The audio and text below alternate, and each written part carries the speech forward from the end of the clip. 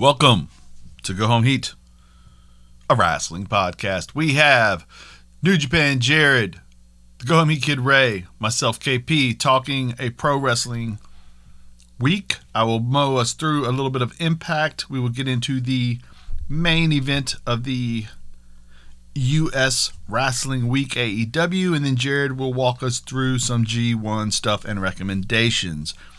Impact Wrestling opens up with Scott D'Amore telling Moose that, you want me to call off your match in a fictional location for a non-existent title with someone who doesn't currently work here. Well, when you put it like that, I mean... So I guess he's going to have to wrestle. Yeah. Or not. Okay. I mean, D'Amore Schrodinger's wrestling. D'Amore gets EC3's commercials have been on ROH.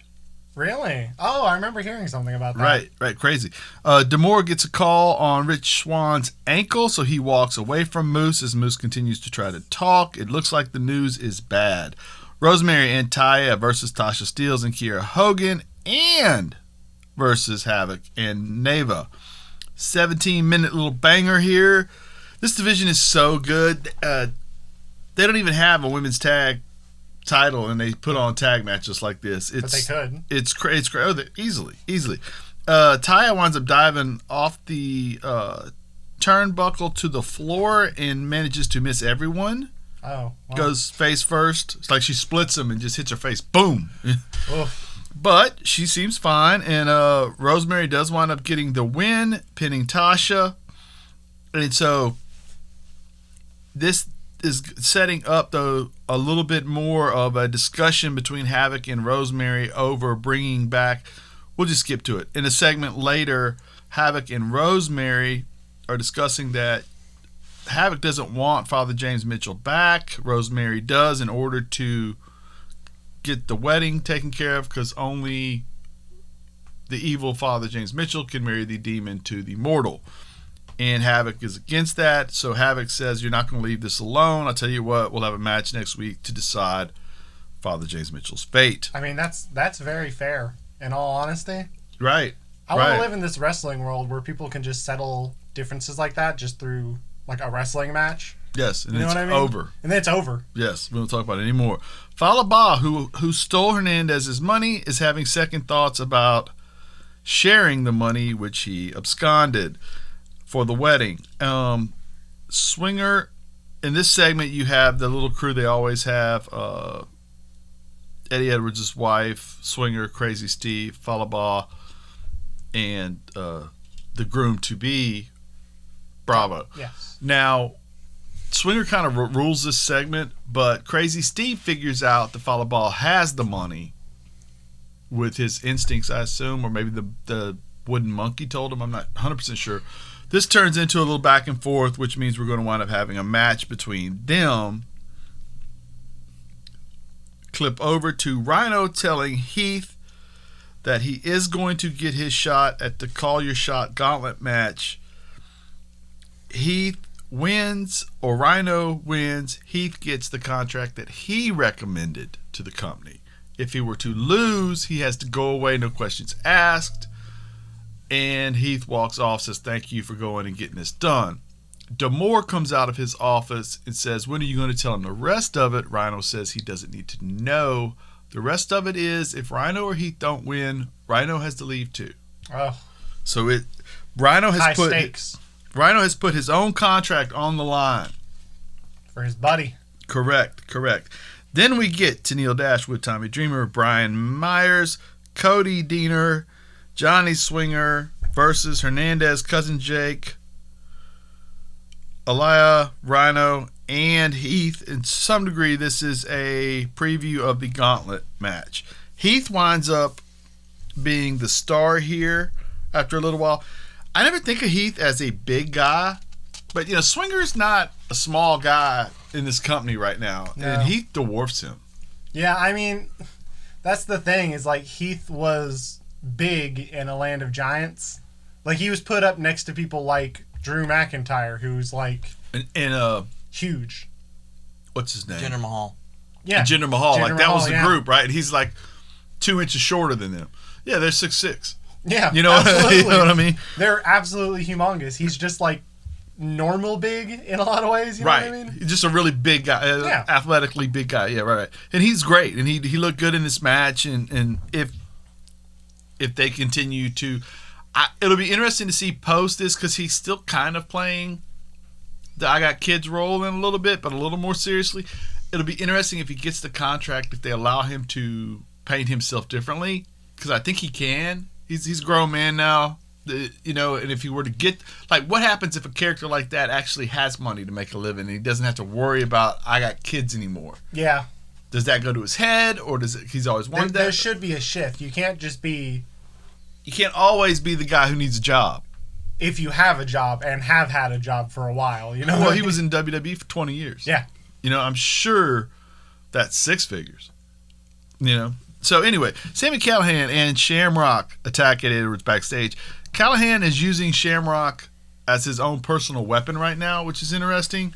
A good weapon to have. Nothing like a crazed steroid monster to be able to point in people's directions.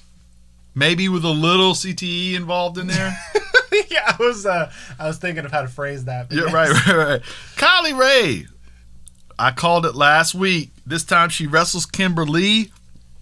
Things go south. She gets the win. She goes dark, crazy. She won't let go of her finisher as she's got her in the what is it? It's some form of a choke. Isn't it an STF? It's basically an STF. Yeah, right. I forget what she calls it, but it's something off STF. Yeah, arm bar, whatever. Cross, whatever you want to call it. Crossface? Crossface, whatever you want. Yeah.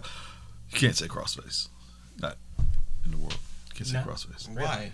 It's a move. Never say it again. What? What? Okay. Won't let go. Period. Purrazzo attacks. So much less vulgar. And thinks better of it when Kylie comes up again.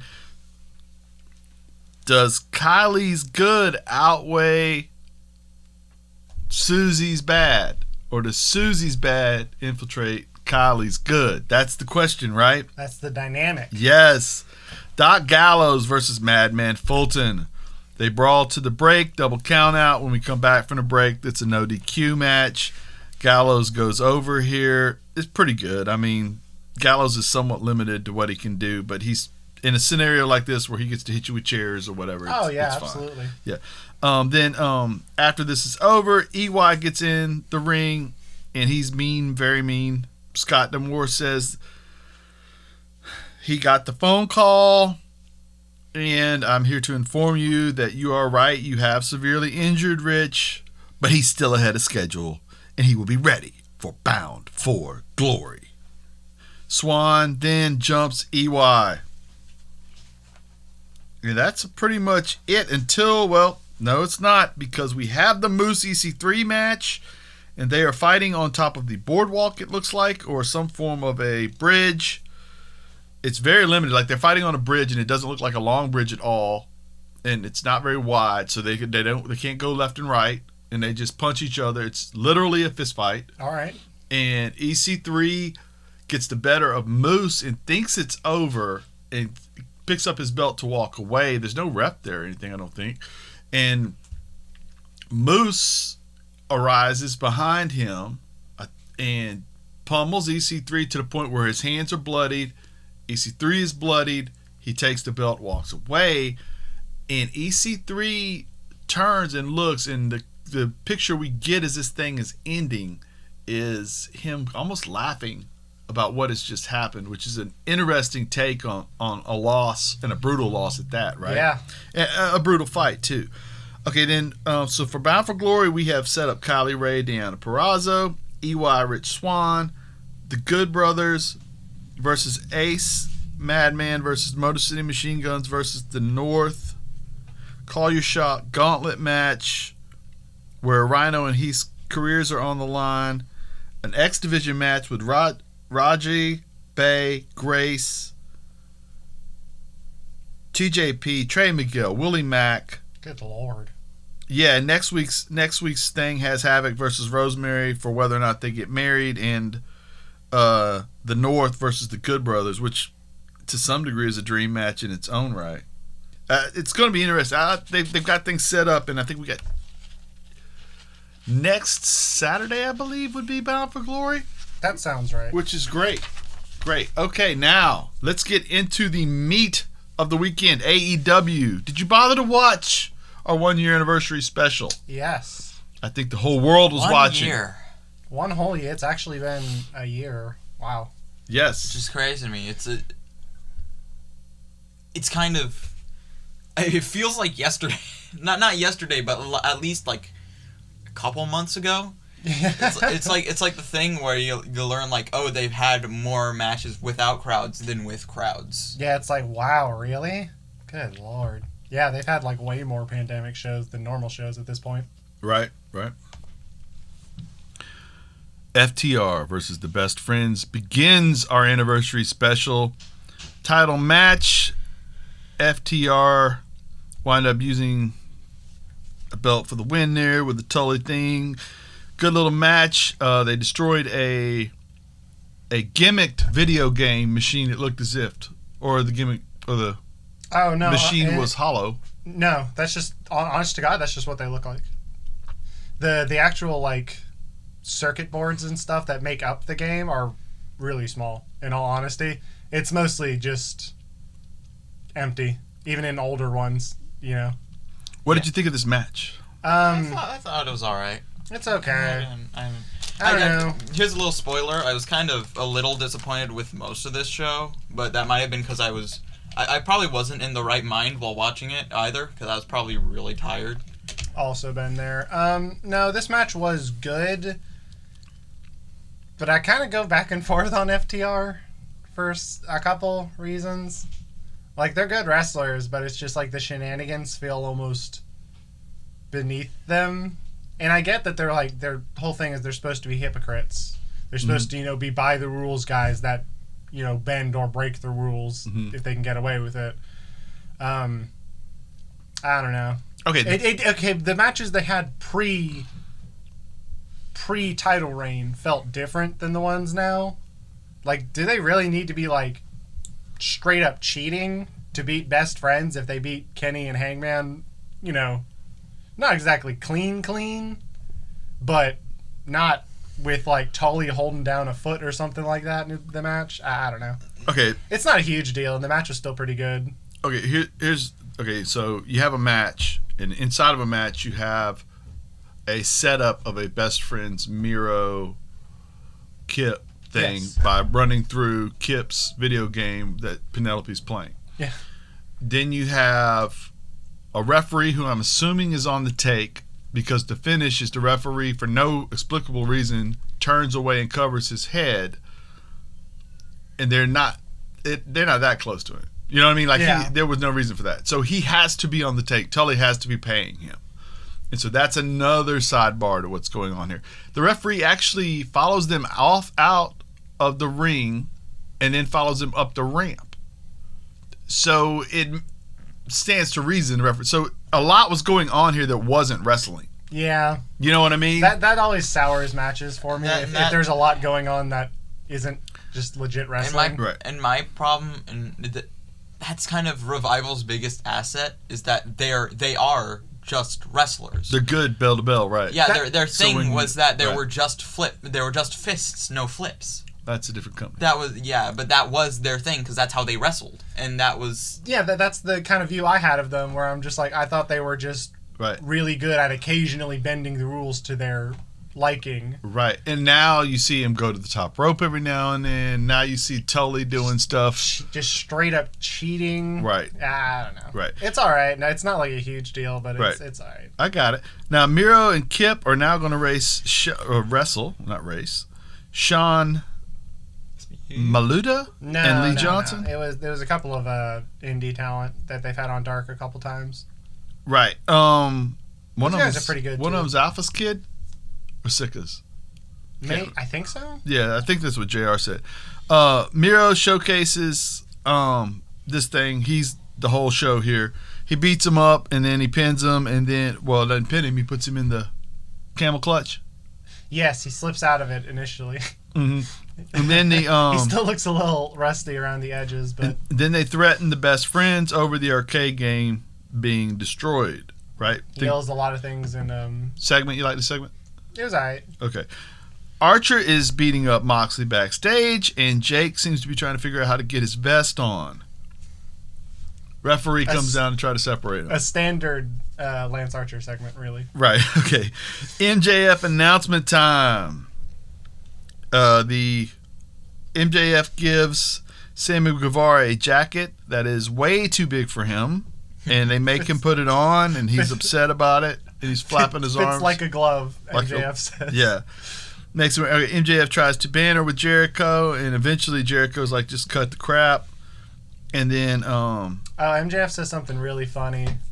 He says something about Animal Planet, and then Jericho says, like, oh, I hate Animal Planet. And MJF's like, oh, I get it. It's not under the Turner umbrella. and he also says incredibly specific Yeah. that you would hate that particular show. Some form, and he says we were watching some form of animal on television. Now, eventually this turns into, I may want to join the Inner Circle. Ortiz does not want him in the Inner Circle. And I don't think anybody but Jericho thinks it's a good idea. Jericho says, we are a team. We'll discuss it. Why don't we meet for a steak dinner next week? One of the more aggressive inviting people out to dinners you'll see. What did you think of this segment? I thought it was pretty good. I like MJF and I like Jericho. This segment got a couple good chuckles out of me. Yeah, again, the not under the Turner umbrella one definitely got a laugh out of me. Okay. Britt Baker, Tony Schiavone go to the spa. Tony is naked. Tony is naked. I did not like this segment at all. It was very uncomfortable to sit through. Britt is coming back, especially she rattles off kind of the same thing she's been rattling off.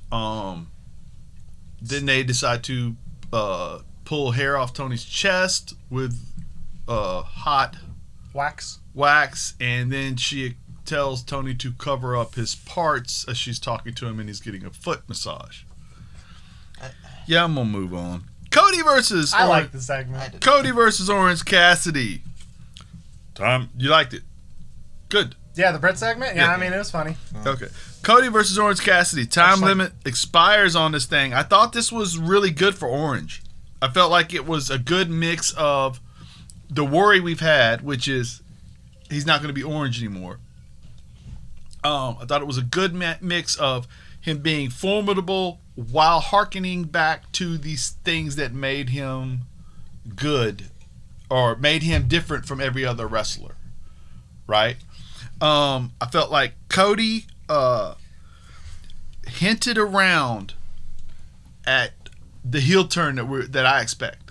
Yeah. You know, after he dyed his hair blonde again to let you know he's back to being who he is, because he told us last week he would never leave us. What? And then as Orange frustrated him, he would go a little further into the not quite cheating realm, but not quite straight up fight realm either. Gonna give him a figure 4 around the ring post, which is frowned upon. Right, which is correct, right? But now they also let us know who he's, and everything in pro wrestling goes back to Sting. Yes. Darby Allin is sitting at the top of the building. JR calls it the rafters.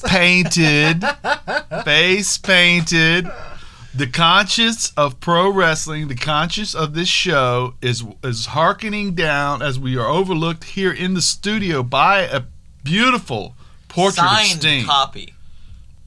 Yeah, it's signed. It is signed. I'm not 100% sure. I believe that's printed on the image. Yeah. Signed. Signed in quotes. Signed and printed image. Okay.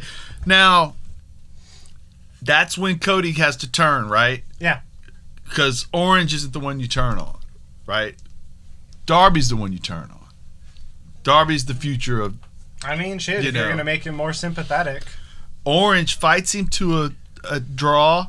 It's 20-minute time limit. You never see 20-minute time limits get expired in pro wrestling companies. I thought it was a good little twist. I think it is What did you think? Because I'm kind of pumping this all up. Did you like it?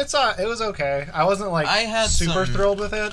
I had some problems with it. Like, it started super overproduced, like every Cody match, with all the interferences and stuff. Yeah, I rolled my eyes at a little bit of the Codyisms in this match. I also think it went on for a little too long, and I also don't get why you do the time limit thing on Orange Cassidy.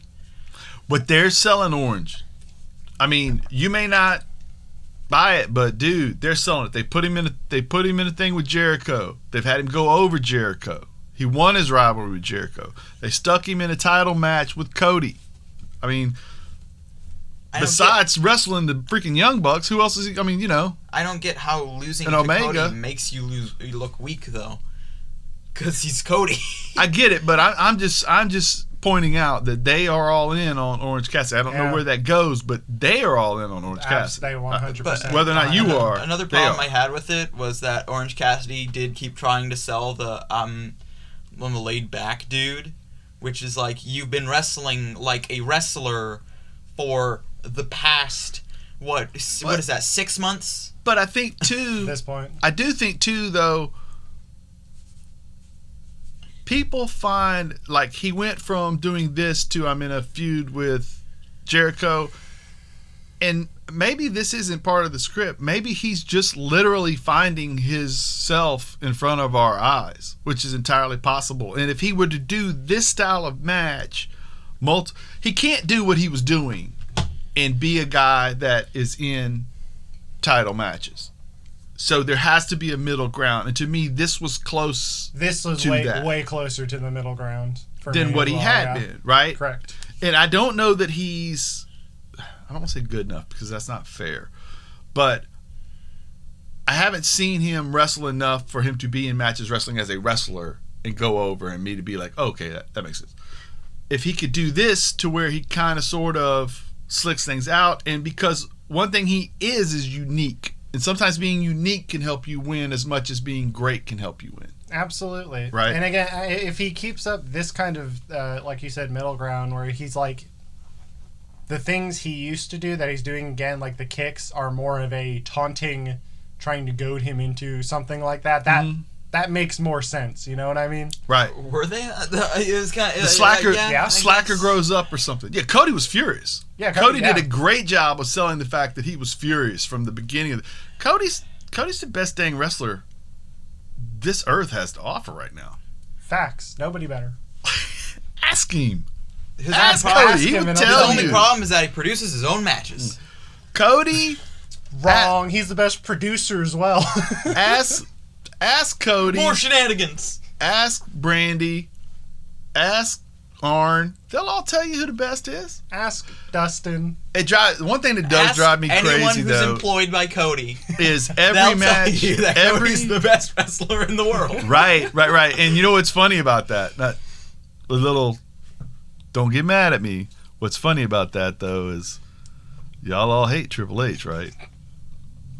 Yeah, it's been very funny. Cody hated Triple H. Cody's just and like then Hunter, he patterned himself right after Triple H. Yeah. And I think that's a bit tongue-in-cheek, too. I've been saying this I hope he has some level of self-awareness after that. After he goes out and he, like, smashes the throne with a hammer and then he pulls the exact same thing. Right. Who's going to have the best entrance at every WrestleMania? He has a part of the stage that is specifically designed for his entrance. But he has all of the pyro. But at some point, Hunter wouldn't even let Taker have the best entrances, right? And so he had to be like carried to the ring, right? And so stuff like that. And so Cody getting to do this is a neat thing, right? Because that's the guy who supposedly told him you can't do it here. So whatever. But yeah, I thought it was good. I enjoyed it. Jake and Archer are supposed to be getting interviewed here in Mox attacks, so I guess he's not out of the match. Matt Hardy is cleared and ready for takeoff. Yes, finally, after the only person with a mask outside of the ring is Matt's wife. After him getting injured. Not even his kids. After him getting injured for some unknown reason. Strange. Okay, so Sammy pops up on the Titantron and all that. Right, what did you think? My hope is that they don't have like a live match, they have more of the Matt Hardy Broken style match, where it's pre-filmed and they don't have to like. You wouldn't want them trying to light Matt on fire live on your television set. No, because they would 8:30. Yeah. That would be the second time Sammy Guevara injured Matt. I do not want to watch Matt Hardy die at 8:30 p.m. on a Wednesday. You'd rather them light Matt on fire and then go cut and then put a dummy out there. Yes. Light a dummy that doesn't actually have a body inside of it on fire and watch that burn. Yeah, man. I mean, I'm not. One little thing that drives me crazy about the Inner Circle, and I get that wrestling, but I just saw Sammy flapping his arms in an oversized coat. Now he's looking wearing like a hoodie. penguin, and now he's burning up pictures and talking about killing somebody. And I get it, man. It's wrestling, and Jericho has been really great at being able to kind of walk that line of too funny and overly mean. But that was the only thing here. But like you said, it's kind of tricky. Okay, Sheeta versus Big Swole in the championship match. What did you think? I liked it. Really? Wow. I like Swole. I mean, it wasn't like great, but like. I felt like this match was very sloppy, and it had a lot of botches, and like every Hikaru Shida match. I didn't have a problem with anything Swole did. I didn't have no. Yeah. No. There's a reason I said I really like Big Swole. One that was especially prevalent was Hikaru Shida whiffing her knee on the first back on the hit, and then hitting again. Yeah. Which Well, the other thing with Sheeta is.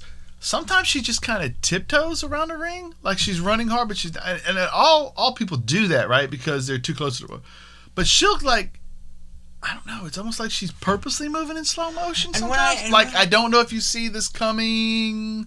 Yeah, she doesn't want to just go on you and just lariat the crap out of you. I get that. And it's crazy because when I go on Twitter and everyone's saying. Dude, the world thinks I'm 100% sure. The world thinks she's the greatest thing since she's sliced Mayumi bread. Itani or something. Like I don't. Yeah. I don't get it, dude. But even still, though, like here's the thing, though. Commentary, JR is literally apologizing for the performances we're watching. He is saying these guys are going to get better. They're getting better. We have such good. They're getting better, and that's cool. And it's true to an extent. I get that. I do think they've remedied all their problems. It's just what they're showing me on TV isn't always the best pairing. The talent's there. Yes. They have. You don't need but 5 wrestlers to give me good matches on my show because you can line me up with who's the girl they have? I apologize. The girl they have that is a trainer. Serena Deeb. You could put Serena Deeb in there with 15 people, and she'd get a good match at all of them. Wasn't it last week where she had a match with Swole that was pretty good? Way better than this one. Yes, correct. Yes. Um, I don't know. She was always like hit or miss. So what I mean is, Mostly miss. Yeah, she missed her knee. Yeah. But what I mean is, there are multiple people on this roster you can do that with. So you can tell me good stories. It's just for whatever reason, and it could be me.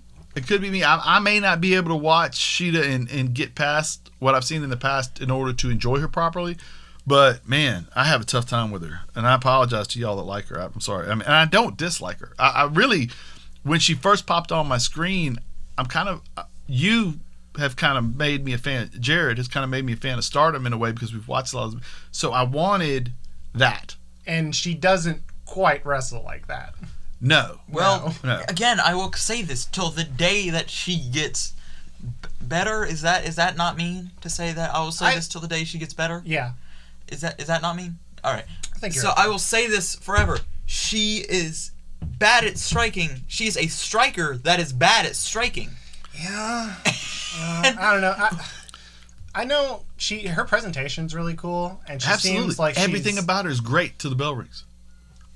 And she seems like she's a cool person who's very talented in a lot of things. And I don't even have a problem with the way the matches are set up. Yeah, it literally just is the execution of the moves is sometimes like lacking. Right. That's it. Right. Okay, now Mox and Archer is your main event of the evening on the anniversary show. Title match, 15 minutes worth of wrestling. We get no DQ. We get Kingston and the Lucha Bros. Afterwards, but Kingston's on commentary the whole time. Yes, dude. And he was great on commentary. He mentions I don't think he says sports entertainment. He just says entertainment. Yes. He went off and did entertainment.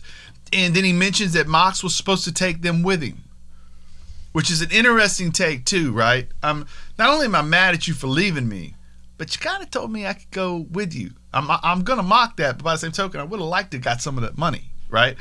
And then, but what happens bell to bell with Mox is great right here. And Archer's a big, strong guy. They did the double paradigm shift into the tables, which harkened back to the G1 match they had last year. Which, to be honest, the Wrestle Kingdom match. Wrestle Kingdom match. I Yes, apologize. and I will say this was way better looking because Japanese tables do not break easily. Right. Also, the Lance, also the corner of the table. Oh yeah, Directly into. I was gonna bring that up with the Wrestle Kingdom match. When they did that move, the table like breaks in the middle cleanly, but its leg still stays up. So Archer just like slams his stomach, hip area on the corner of the table. It looked awful. This one looked way better while still looking great. This was probably the only match here that I genuinely enjoyed. Yes. It was a good match. Dude, and Archer has him dead to rights, does his finisher, and in typical Mox tough guy fashion, he manages somehow to roll Archer over into a pinning predicament, gets the 1-2-3, and I like the fact too that he wins, but Archer's furious because Archer's the one that's in better shape right this second. He's the one that could walk away. And so instead he continues the beat down because you didn't beat me up. No, you pinned me, right? And so I'm a bad guy. I'm going to keep this going. I'm not going to roll out. And so that's when Kingston sends down his best friend and Ray Phoenix, Pentagon, and they get Archer off of him. And then we get this, and I kind of was laughing that Kingston comes down and he starts telling the crowd how this is the end of the anniversary special, our great champion, let's hear it for him. And everybody knows this is going to turn south, right? And I think Moxley would know too, but I think the reason why I can kind of be okay with this is because Moxley never exactly looked at them like, I'm cool with y'all. He looked at them like, I'm still trying to figure out where I am because I've been getting beat up for 7 minutes. Yeah, he looked rough for quite a bit. He was huffing and puffing. He wasn't standing straight up. He kind of looked at him on both sides. Like, I think that's what he's going for, and I think he managed to do it, is that I'm disoriented. Yes. Right? And I'm beat up. Right. And then when they go to lift his hand, he gets hit and gets put into a Kimura, right? And choked out by Kingston as the show ends, which I thought was a great way to end it, right? Spinning back fist. Yeah, it looked good. There was also a promo that Eddie did after it went off the air. I hope they kind of show it in the package because it was really good. Okay, what'd he say? I mean, it was kind of what he was saying earlier on commentary about how, like, you not only left us, but you left us behind. About, like, you were supposed to take us with you. That, but, like, really, really passionate. Like, voice cracking with emotion passionate. It was really good. Right. I found, it was like some, like, fan cam of it is all I found of it. Oh, really? Yeah, it wasn't even posted on their, like, official Twitter. So That's so weird because everything they do is on YouTube. Yeah, you think, like, especially if he cuts a promo like that, they would show it, like, on Twitter, like, oh, after the show went off the air, Eddie Kingston promo, all that, something like that. But I wonder, too, if they're saving it. That's what I was thinking, where it's like maybe they'll show it next week, and I hope they do. Right, which is why you wouldn't put it on YouTube immediately, because they're going to bring it on Wednesday night and say, oh, by the way, post-match, here's what Kingston had to say, right? Probably so.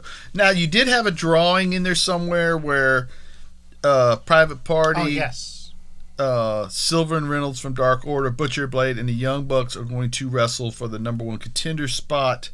The Bucks come out and aggressively shake FTR's hands, tell Tony he's safe, super kick Butcher and Blade, and then get nose to nose with Private Party, and boom, super kick again. What'd you think about that?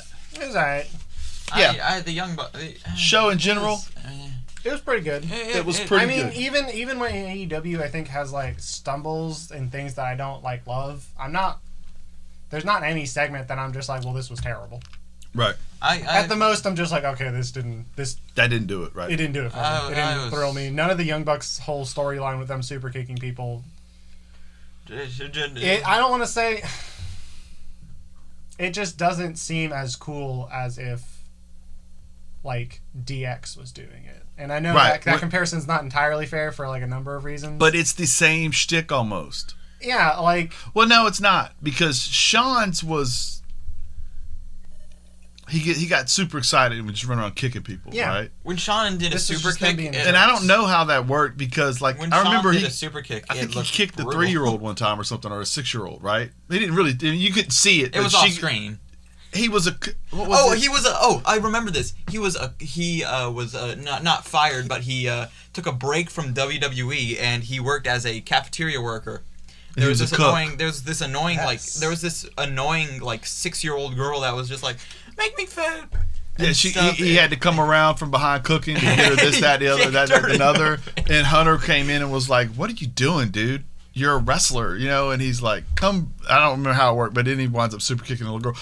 But even that wound up working somehow because they just figured out a way to make it work. Whereas this doesn't feel...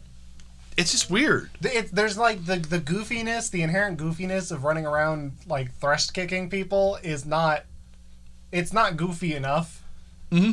You know what I mean? Right. I don't know. They're trying to sell it as more serious, even though like them kicking Tony in like isolation is funny. Right. Because it's goofy. It's like, why would they kick Tony Schiavone? Right. Out of everyone. But they play it like they're just being huge jerks and they're, it's just too serious. And it's supposed to be mean, but it's not. It's something. I don't know. But anyway, it was a good episode. It was fine. Yeah. Right. Okay. Now, I was maybe overall a little disappointed. I will say this. Well, until you think an anniversary show, you want more, right? Yeah. I will say this. This is probably the first AEW show I watched in a while. I was kind of disappointed, but I felt like for a 1-year anniversary, this should have been done a little bigger and felt a little more important. I think overall, I liked some moments. But overall, it was kind of mediocre, except for few breakout moments. I will say that I expected more straight-up wrestling, and it ended up being... You know what I mean? Mm-hmm.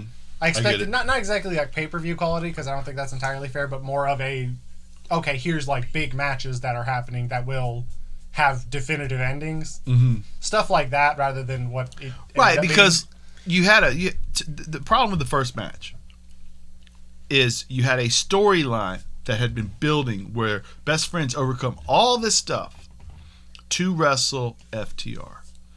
And the match winds up being a match that's whole point is to tell two stories that don't have anything to do with FTR or the best friends. The best friends go through all of this, walk through fire, smell like smoke because they've been through fire, in order to wrestle for a championship in which we tell the story of them getting into another feud with Miro. That's what I mean. Yeah. You know what I mean? Just overproduced. Let this match be what's important. Yes. They've spent this time striving to be here. This is the moment that matters to them, not whether or not they got to defend their honor of breaking a video game. Come on, man. But anyway, and also FTR is telling the story of, I'm guessing, we're bribing refs. So again, it's not the match. It's this. The difference is the Cody thing. We're telling the story of Cody turning heel and Orange finding himself, right? And Orange becoming a bigger part of the main event scene. So the focus there is actually on what's going on in that match and not periphery. Yes, I think one of the simplest ways to put it is this felt like they were still telling stories.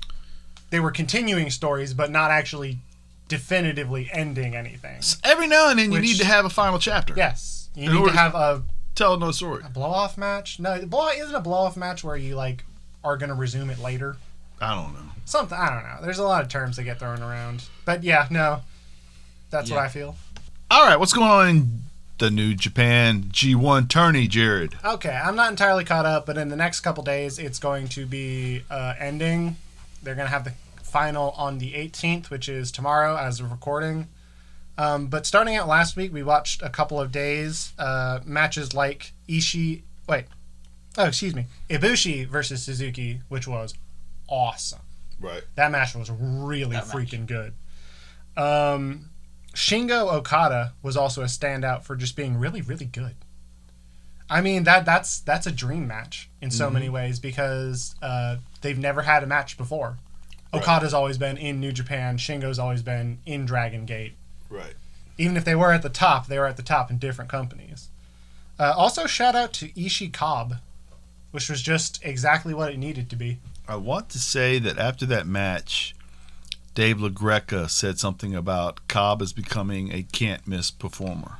Dude, Cobb has been, after last year's G1 performance, was maybe a little disappointing. It feels like he's really either being able to stretch his legs and get used to the style, because he has had some bangers. Pretty cool, too, that when we went to the New Japan show in Atlanta, Cobb and Archer was like a big deal at that show, and then they both wind up being big deals in the companies they're in, and you can tell that New Japan is completely invested in him, as is AEW. And oh, dude, yeah, absolutely. I mean, dude, Cobb went over Ospreay. Right. Also, a fun match was Yujiro Takahashi versus Jay White, where Jay White comes out in like sweats and a t-shirt and like basketball shoes. Oh, that was the great. Implications being he believes that the guy's going to take a fall for him. He's going to roll over for him. You know what I mean? Right, and then when he doesn't, it turns into not only.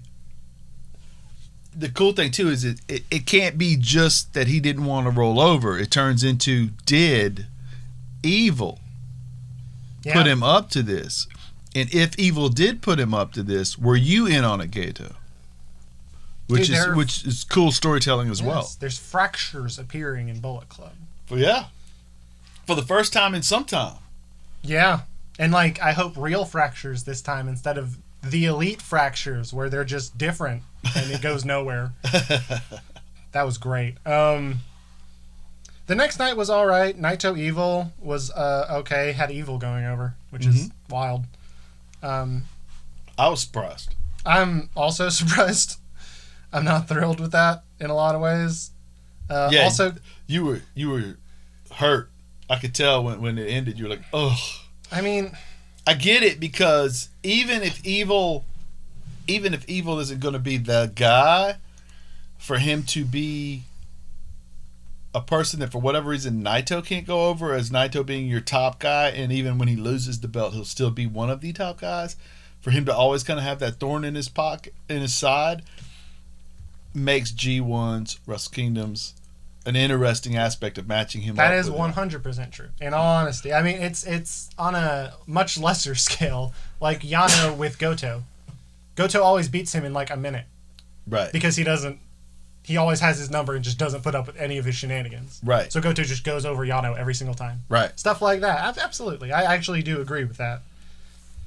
Next night had Ishii Okada as like the banner match of the night, which was awesome. That's a match that about like 15 minutes in, I was like, okay, this is about how I expected. But that last little stretch was awesome. Had some incredible Ishii moments. Right. And Okada's, still 100% trying to get wins with the money clip, he calls it, which is still not great, in all honesty. But that match was really, really good. Really worth checking out. Just as a note, if you ever go back to any G1, just watch every Ishii match. They're all going to be good. Right. Every single one. Every single year. Ishii doesn't do bad. Ishii's like floor is good. That dude does not have bad matches. Right. With anyone. Absolutely. I liked Taichi versus Shingo as well. I just like Taichi. I like Taichi a lot. Shingo too. Shingo as well, yes, absolutely. Then the banner match of the next night was Tanahashi versus Sonata, which was really good. Yano versus Naito was also very entertaining. Juice versus Zack Sabre Jr. That is a match that they had way more chemistry than I kind of thought they were going to.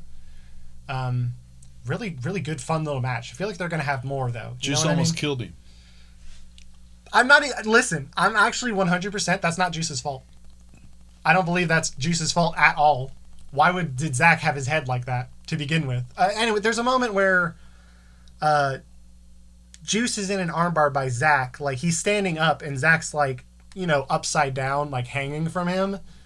And he, like, torques his head back to, like, put, like, more torque on the arm in kayfabe, and then Juice, like, stumbles and drops down, like, purposefully, obviously.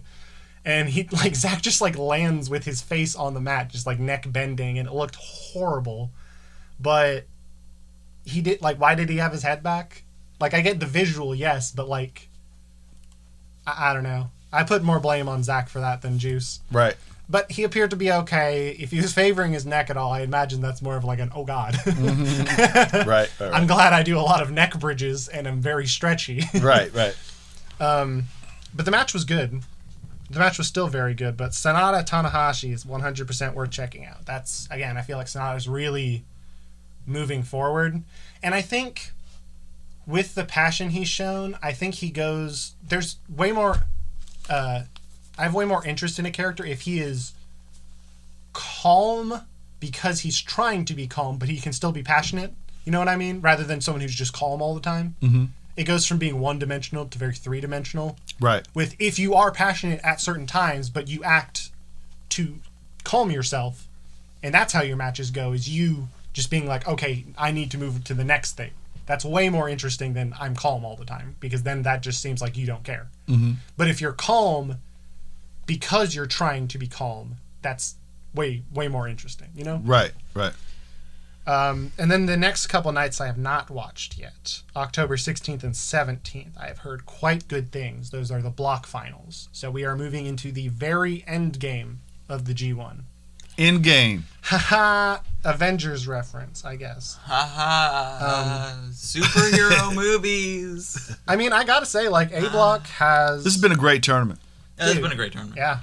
I mean, A-Block has, like, maybe the best... I'm not going to say the best collection of talent ever, but just looking through A-Block, Okada, Ospreay, Ibushi, Taichi, Shingo, Suzuki, Ishii, Jay White, Jeff Cobb, and Yujiro Takahashi. Like, 8 of those guys are, like, completely amazing. Right. You know what I mean? Mm-hmm. Like, the collection of talent in A-Block is just, it's off the charts. It's unreal. Right. Well, and the thing is, too, like, the focus, at least for me, and maybe because I don't, the focus to me when I watch New Japan is bell to bell. Yes, very much so. And what they do is always a great time of wrestling. And their G1 tournament is the kind of thing where you get to see just great wrestling. It's very, very condensed as well. Unless Evil or Jay White is wrestling. And Gator's been doing a pretty good job of staying out of it a little bit and letting Jay White be Jay White. That's the only real issue I had with the Suzuki match with Jay White. Was Suzuki was awesome that match. He looked, I mean, straight evil. Mm-hmm. You know what I mean? Right. Not evil, but like, menacing. Like a bad person. Yes. Evil. Like, he kept making these faces as soon as Jay would do something, and he was just like, oh my God. Right. He's going to murder Jay. Mm-hmm. But the Gato stuff is I don't know. I just prefer my wrestling with as little interference and shenanigans as possible. Right. In all honesty, and again, it's kind of why you watch New Japan, because you get plenty of that in American wrestling. Yeah, and that's kind of what Bullet Club is for. Even outside of just... To give you the variance. Yes, yes. Even outside of traditionally being more foreigner-based. Foreigners from Japan. Well, since we do the shenanigans, a foreigner-based company should be the shenanigan company, right? 100%, absolutely. Right. But it does wear thin, especially, again, Jay White's like top 5 wrestler there, in my opinion. If he's allowed to go and just like have a match, he's like top 5 wrestler. I straight up believe that. But he just doesn't. He doesn't get to, right? He never gets to, and it's so disappointing. Right, I get it. He has a long career ahead of him. He's like 28 now. Yeah, He has a long career ahead of him. Right, correct. But yeah, so next week we'll talk about the block finals and the final. Awesome. Very Okay. excited. The final.